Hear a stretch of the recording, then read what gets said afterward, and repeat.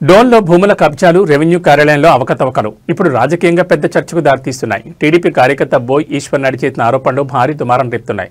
డోన్లో కొందరు తెలుగు తమ్ముళ్లు మచ్చలేని కోట్ల కుటుంబానికి మచ్చతీస్తున్నారని టీడీపీ కార్యకర్త బోయ్ ఈశ్వర్ నాయుడు సంచలన వ్యాఖ్యలు చేశారు. భూముల కబ్జాల కోసం పార్టీ పేరును వాడుకుంటూ రెచ్చిపోతున్నారని ఆయన తీవ్ర విమర్శలు చేశారు. డోన్ ఎమ్మెల్యే కోట్ల సూర్యప్రకాష్ రెడ్డి ఏర్పాటు చేసిన ప్రజా పరిష్కార వేదికలో పలుమార్లు ఫిర్యాదులు చేసినా అధికారులు ఎలాంటి చర్యలు తీసుకోలేదని ఆవేదన వ్యక్తం చేశారు. రెవెన్యూ కార్యాలయంలో ముగ్గురు వీఆర్ఓలు రికార్డులను తారుమారు చేస్తూ భారీగా డబ్బులు వసూలు చేస్తున్నారని ఈశ్వర్ నాయుడు ఆరోపించారు. 10,000 రూపాయలు ఇస్తే చాలు ఏ రికార్డులైనా మార్చేస్తున్నారని, దీంతో రైతులు తీవ్ర ఇబ్బందులు పడుతున్నారని, డోన్లో భూ కబ్జా ఆరోపణలు ఆన్లైన్లో ఎంట్రీ కోసం అధికారుల చుట్టూ తిరిగినా న్యాయం చేయలేదని ఈశ్వర్ నాయుడు ఆవేదన వ్యక్తం చేశారు. డోన్ పట్టణంలో భూ వివాదం మరోసారి తీవ్రంగా ముందుకొచ్చింది. జగనన్న కాలనీ పక్కన ఉన్న సర్వే నెంబర్ 460లో 4 ఎకరాల భూమిని 2022లో కొనుగోలు చేసిన ఈశ్వర్ నాయుడు తమ భూమిని ఆన్లైన్లో తన పేరుతో నమోదు చేసుకోవడానికి రెవెన్యూ కార్యాలయాల చుట్టూ తిరుగుతున్నా ఇప్పటి వరకు ఎలాంటి స్పందన రాలేదని మీడియా ముందు విస్మయం వ్యక్తం చేశారు. తనకు తెలియకుండా కొంతమంది వీఆర్ఓలు ఆ భూమిని బినామీ పేర్లపై ఆన్లైన్లో ఎక్కించారని, ఇది పూర్తిగా అన్యాయం అంటూ ఈశ్వర్ నాయుడు తీవ్ర ఆరోపణలు చేశారు. గత వైసీపీ ప్రభుత్వ కాలంలో కూడా భూమిని కబ్జా చేసేందుకు ప్రయత్నాలు జరిగాయని, ఇప్పుడు ప్రభుత్వం మారిన తర్వాత కూడా అధికార పార్టీలోని కొంతమంది నేతలే భూమిపై హక్కులు చెప్పి ఒత్తిడి తీసుకొస్తున్నారని ఆయన ఆరోపిస్తున్నారు. కలెక్టర్, సీఎం ఆఫీస్, ఎమ్మెల్యే అందరి దృష్టికి తీసుకెళ్లినా సమస్య పరిష్కారం కాలేదని తెలిపారు.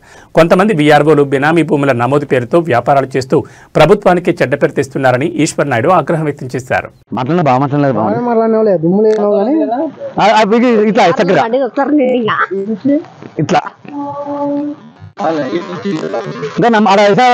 రంగొట్టిన కదా నెలకి కంటెంట్ చేసిన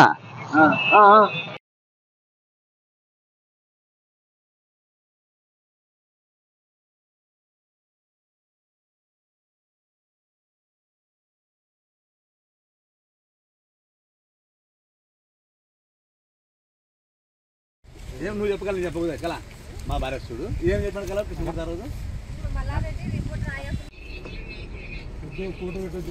ఫోటో పెట్టకూడదు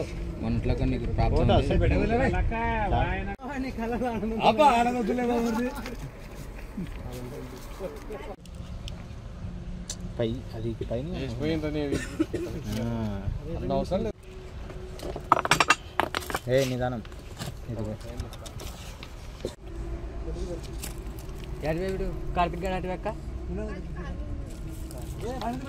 నా పేరు బోయ్ ఈశ్వర్ నాయుడు.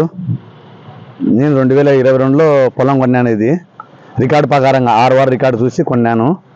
ఇక్కడ దినేష్ గౌడ్ అని చెప్పి ఆ ప్రభుత్వంలో వచ్చినాడు, నాదన్ వచ్చినాడు.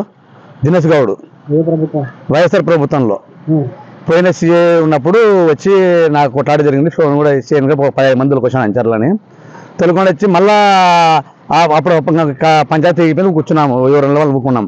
మళ్ళీ ప్రభుత్వం వచ్చిన తర్వాత శేషం కూడా వచ్చాడు. మళ్ళీ ఇది భూమి నాది, ఇది నేను కొన్నది భూమి నాది, ఇది సంబంధం అని చెప్పి వచ్చినాడు.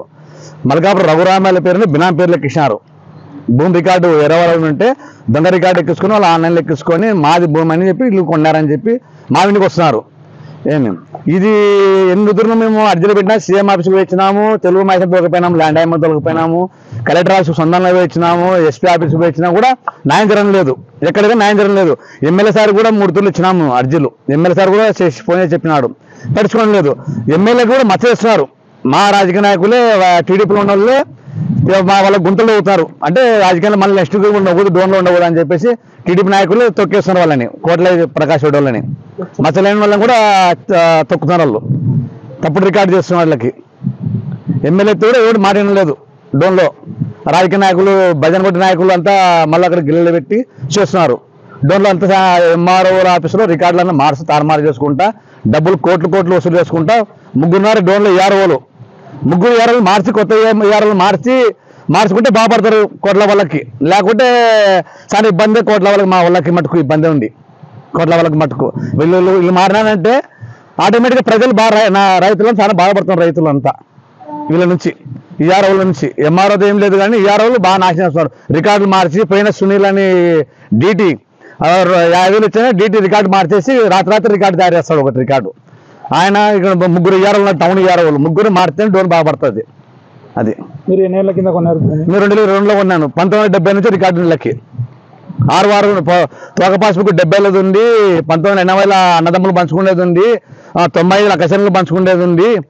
దాని ఆ రికార్డు చూసి మేము కొన్నాం. రికార్డు ఎంఆర్ఎస్ రికార్డు చూసుకొని మేము కొన్నాం. ఇంప్రెషన్ కింద రికార్డు చేసుకొని మేము దాన్ని కొన్నాము అగ్రిమెంట్. ఆ రోజు కోర్టు పోయినాం. కోర్టు పోయి ఫామ్ 6A కింద కోర్టు ఆన్లైన్ ఎక్కేమని చెప్పి 3 వారాలు ఎక్కేమని ఇచ్చినది. మేము వాళ్ళు చెప్పిన కరువు కన్నా ముందే మేము 10 రోజులు ముందే రికార్డు ఇచ్చినా కూడా మాకే తప్పు రికార్డు మేము ఇవ్వలేదని చెప్పేసి కోర్టుకు మళ్ళీ పంపించారు రికార్డుల్లో. వీళ్ళు రికార్డు మేము అడిగిన డేట్కి ఇవ్వలేదు, అట్లా మేము ఆన్లైన్ ఎక్కలేదు భూమి దీన్ని అని చెప్పి కోర్టు పంపించారు. తర్వాత మేము కంటెంప్ట్ చేసినాం. మళ్ళీ తప్పు రికార్డు ఎంఆర్ఎఫ్స్ పంపించినందుకు మేము మళ్ళీ కంటెంప్ట్ చేసినాం. వాళ్ళ రాజకీయ అంటే వైఎస్ఆర్ ప్రభుత్వం ఉంది కాబట్టి మాకు ఆన్లైన్ ఎక్కలేదు అప్పుడు. ఇప్పుడు ఇది తోక పాస్బుక్ 1970 ఇందిరమ్మ ఇచ్చినది. ఇవి తెలుగు వాళ్ళకి 4 ఇచ్చారు భూములు, గవర్నమెంట్ భూములే 4 ఇచ్చారు. తెలుగు నాగన్న ఒకటి, తెలుగు వాళ్ళకి 4 ఇచ్చారు. ఇక్కడ తెలుగు భూములు, తెలుగు వాళ్ళకి భూములు. ఇది తోక పాస్బుక్. ఇది 80 అన్నదమ్ములు పంచుకున్నారు. మద్దిలేటి రామకృష్ణుడు అన్నదమ్ములు పంచుకున్నారు.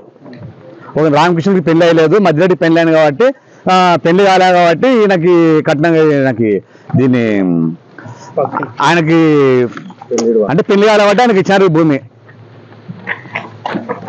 మొత్తం 8 ఎకరాల భూమి అయితే అంతా అక్కడిక్కడ ఆక్రమించారంతా. ఇది 95 అక్కసెన్లు కొన్నారు.